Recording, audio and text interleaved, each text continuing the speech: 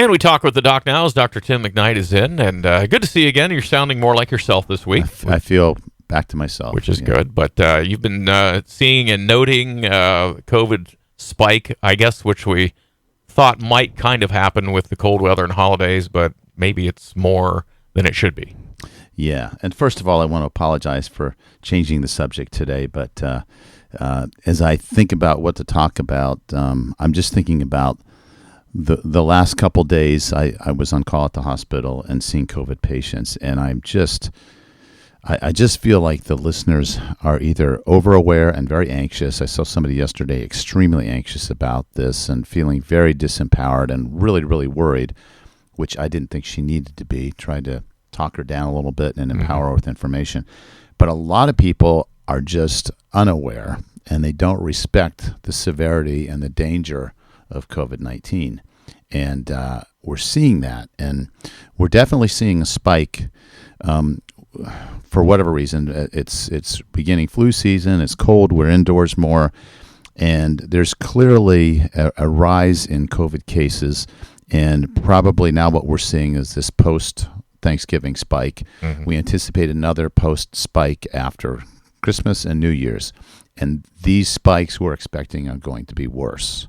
And we have to be really cautious. I understand that people are tired of this. They want to be with families. They want to go to basketball games and football games and just not wear the mask. I get that. But this pandemic is not behind us. I think there's maybe some misinformation about the vaccines as well, because we're seeing vaccinated people with COVID. Now, I can't say if they're sicker or not, but I can tell you they're in the hospital.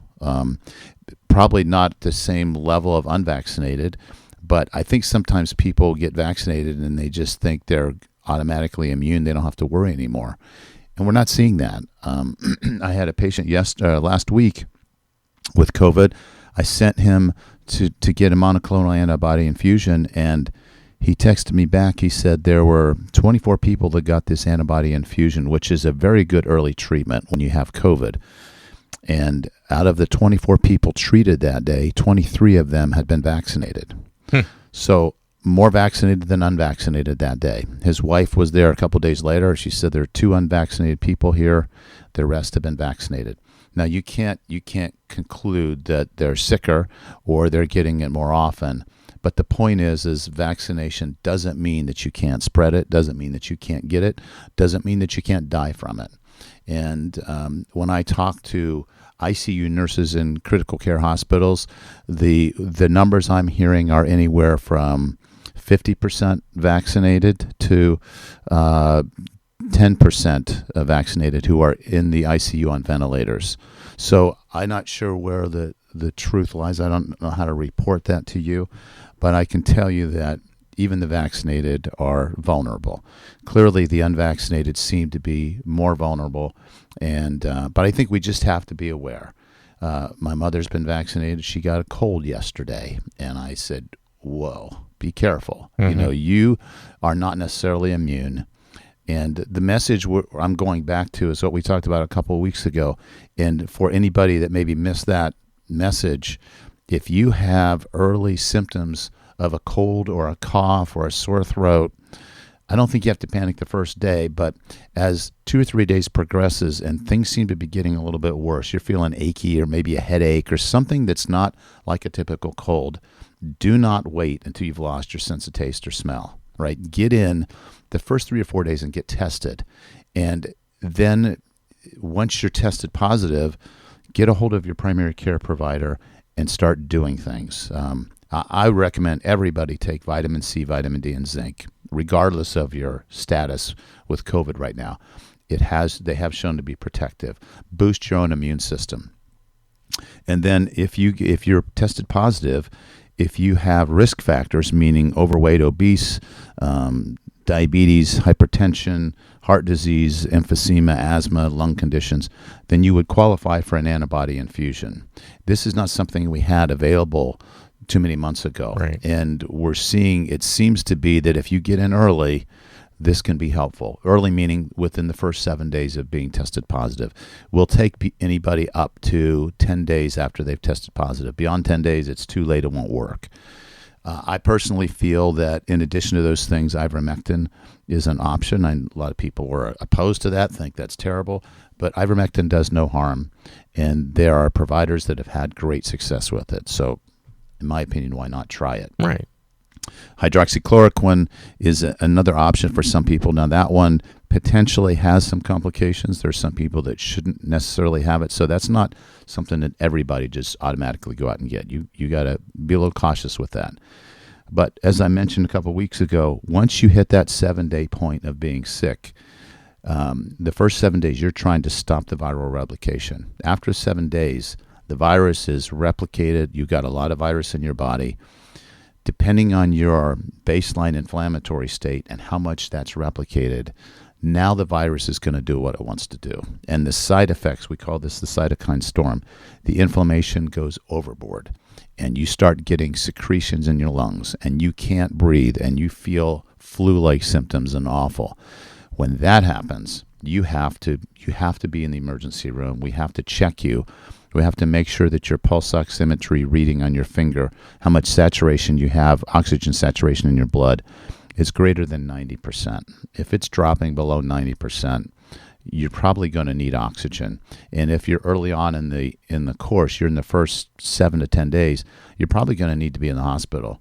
We have to make sure that inflammation is starting to subside and you're starting to feel better, because many people, it just accelerates. I've seen people go in 12 hours from requiring 5 liters of oxygen to 13 or 14. That is a bad prognostic indicator, right? And I've seen people wait 8 days with symptoms and call the squad because they can't breathe, and they come in the hospital, and now they're on a high pressure, they're one step away from a ventilator. There is absolutely no reason to wait and to suffer and to not be able to breathe.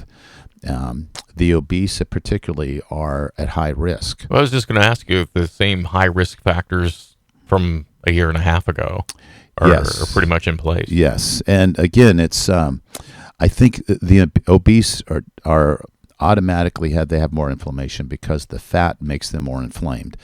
But the other disadvantage that an obese person has in it, it's sort of like the more obese you are, the worse it is. And you just think of the breathing mechanism. To breathe, you have to push your diaphragm down. You have to stick your belly out, push your diaphragm down. You know, when you're singing in choir, they say, stick your belly out. Well, that helps you get more air in. And if you can't do that because your belly is so big, it's pushing back in and you won't let your diaphragm flatten out, you can't get enough air in. And so what happens is these people, they just get tired of breathing. They're breathing, instead of 15 times a minute, they're breathing 30 times a minute for days. And those muscles get tired, and they just can't simply do it anymore. Like any other muscle, they fatigue. When you're in the hospital, if you are ever in the hospital, I see this over and over again.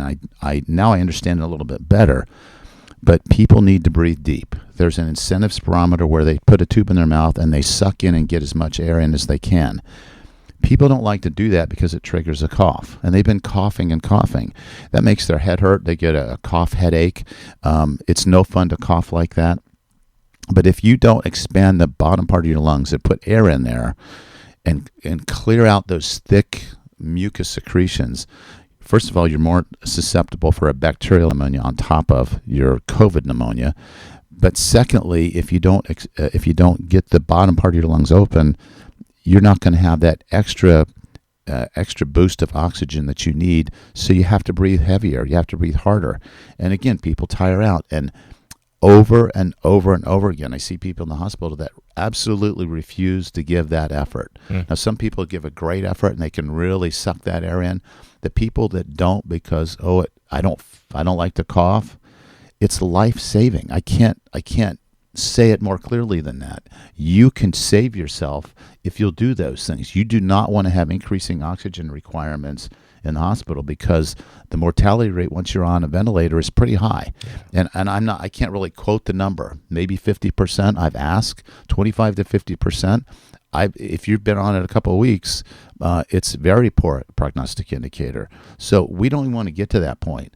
So people have to be careful, and they have to do these things in the hospital. Breathe deep, lay on your stomach. People don't want to do that, but we as providers, we can't force you to do that. That's all you. We know what to do once you're there to try to help you with the inflammation, but you opening those lungs up is life-saving. You have to do that. And this always gathers in the bottom of the lungs because gravity?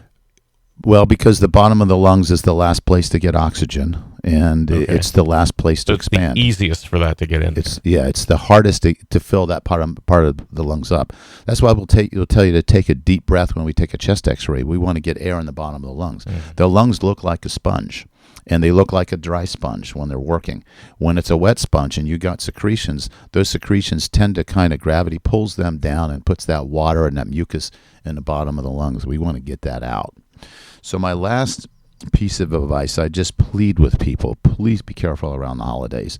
Don't assume if you've been vaccinated that you can have 12 people around the dining room table and sit next to people, and you've flown on a plane, you've come from out of town. Planes are terrible places to pick up the virus. Crowded, any place where it's crowded, you can pick it up and be an asymptomatic carrier.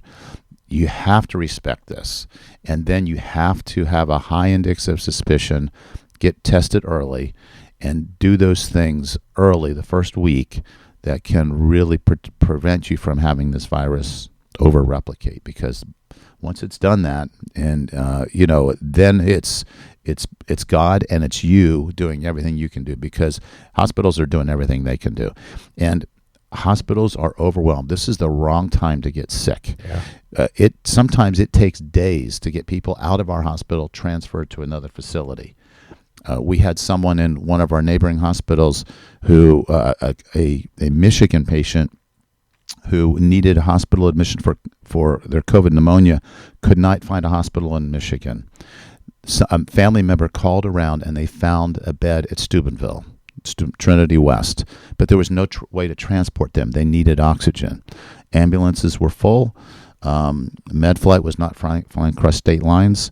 So a family member rented a Learjet for $16,000 and flew this loved one into the hospital. Even the trauma med flights, car accident, you get flown out to a level 1 trauma center because of injuries. Some of those hospitals are now diverting because they don't have beds. This is mostly a staffing issue. No hospital is at full staff. The caregivers are getting sick. They're struggling with some of the mandates for a number of reasons. They're not fully staffed. Right. But any hospital is going to be it's going to be a wait. It's going to be difficult to get in, and people are dying. And it's getting worse. So please be careful around the holidays. Just respect it. Get tested early, and if you end up in the hospital, you've got to do the things to save yourself. You've got to breathe deep, lay on your stomach, and listen to what we're telling you. It's not comfortable, but it's life-saving. And I don't know how many times I can repeat it and emphasize it, but it's tragic to see what's happening. It's the worst it's ever been. I'm not sure we're getting clear messaging from the media. This is the observation that I've seen. I've talked to my colleagues. I've talked to other providers at hospitals who are taking care of these people. This is what's happening right now, and we have to respect it. Hey, we thank you for the update. Next week, we'll also ask you a couple of questions quickly about Fit for Life, okay? Oh, that'd be great. I appreciate that. It's Dr. Tim McKnight here this morning as we talk with the doc, brought to you by Mako's Pharmacy.